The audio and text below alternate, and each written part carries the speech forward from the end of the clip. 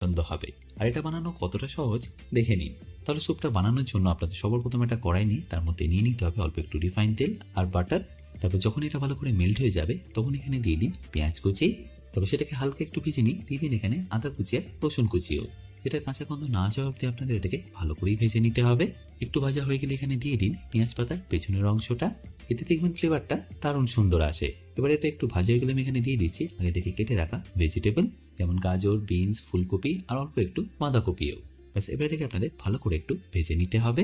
আর ভাজার সময় আপনারা এখানে অ্যাড করে দিতে পারেন স্বাদ মতো নুন আর অল্প একটু কর্নও, বাট খুব বেশিক্ষণ ভাজার দরকার নেই। এর কাঁচা গন্ধটা চলে গেলে এর মধ্যে দিয়ে দিন আপনারা পরিমাণ মতো জল। আর জলটা দেওয়ার পরে এর মধ্যে 1 কাপ পাস্তা দিয়ে এটাকে ভালো করে একবার বয়েল করে নিন। দেখবেন সবজিগুলো কুক হতে হতেই পাস্তাটাও ভালো করে কুক হয়ে যাবে। আর এটা যতক্ষণ কুক হচ্ছে একটা ফ্রাইং প্যানের মধ্যে নিয়ে নিন অল্প একটু গোটা জিরে আর তারই সাথে গোটা গোলমরিচ। এটাকে হালকা একটু ভেজে আপনাদের পাউডার করে নিতে হবে।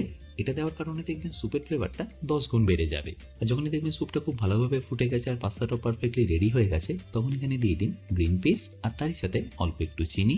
তারপর অল্প একটু কর্নফ্লাওয়ার স্লারি দিয়ে এটাকে গাঢ় করে নিন। আশা করি দেখে নিশ্চয়ই বুঝতে পারছেন এর টেক্সচারটা আপনাদের ঠিক কিরকম রাখতে হবে। আর সবশেষে এটাকে ফাইনালি ফিনিশ করুন অল্প একটু পেঁয়াজ পাতা, ধনে পাতা আর ভেজে রাখা মশলা দিয়ে। শীতের দিন পনিরের রেসিপি